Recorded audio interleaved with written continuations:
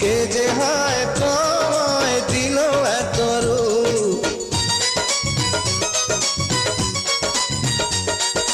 দেখে হয়ে গেলাম আমি যে চুপ।